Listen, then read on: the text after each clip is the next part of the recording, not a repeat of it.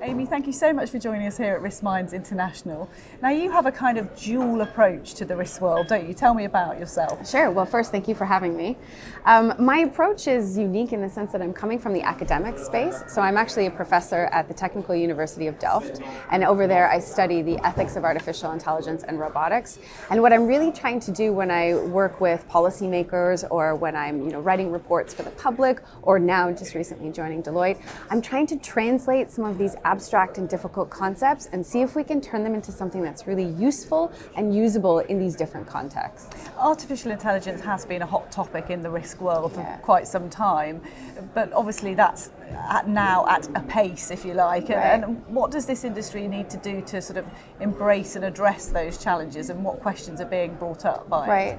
Well, I think supervisory boards are also still really figuring out how do we even test to see if the algorithm or the model is doing what the company says that it's actually going to do. And while we're waiting for that, we're in this kind of transition period, I think it's really, and I say this from the ethicist perspective, it's important for companies to have a strong governance mechanism in place so that at the same time that they're rolling out this technology, they also understand that they have to keep their eyes attuned to the possible ethical risks, the emerging risks that they hadn't thought about before, and to make sure that they have people in place who are really meant and focused to be looking at those risks. So you think the right people is key to this and sort of the challenges that will arise, because it's such a fast evolving world, isn't it? And actually it means that this industry that hasn't perhaps had a reputation for being terribly nimble in the past has got to become that. Right, absolutely, because the technology is developing so quickly and the applications are just, each day you read about a new application. But part of this team, I also think it's really important to include different kinds of expertise.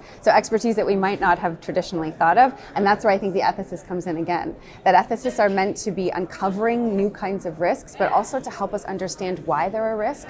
So something like bias, why do we need to be thinking about that? And we need to understand that there are historical, cultural biases that are prevalent in the data, and we use that data to train algorithms, and so those biases will show themselves in the predictions that the algorithms make. So it's important, the ethicist has this role in trying to help figure out why is something actually a risk, and then once we understand the different kinds of risks and why they're a risk, then we have a chance at actually mitigating or preventing the risk. It has to be a collaborative arrangement between the best of artificial intelligence and the best of human thinking and thought. Absolutely. That's when we really get the best of the technology. When we're thinking, it's really just good design practices too. When you have this diverse, inclusive team that's thinking about everything that could go wrong, how you prevent it, and then that's also how you create a trustworthy product. That's how you yourself become a trustworthy team or a trustworthy company. You show your customers, you show the world that you're trying to do this right. So you're providing help to Deloitte at the moment. How would you characterize their approach? Right, so I guess you could almost call me an ethics hacker.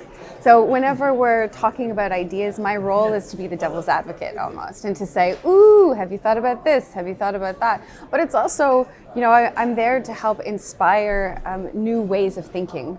So instead of the ethicist being the one who says, no, don't do that, this is all wrong, I'm also there to say, whoa, we haven't thought about this possible risk. What could we do to try and prevent this from happening?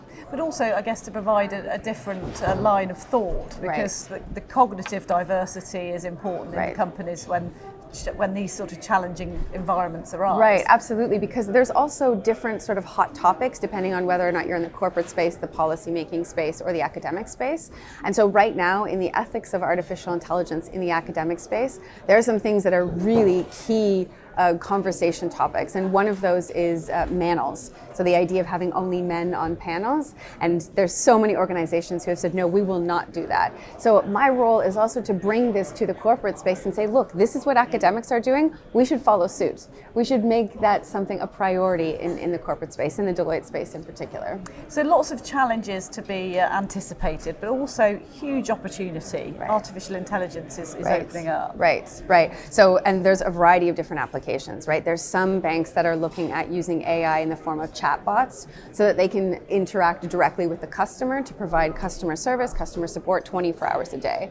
Now, of course, this is not desirable by everyone, But if it's Sunday at midnight and you really need some assistance, this could be a beneficial way of providing that assistance. You also have AI for fraud detection, AI for detection of money laundering, which is already saving banks copious amounts of money, and it allows you to use more data and to pick up on more variables.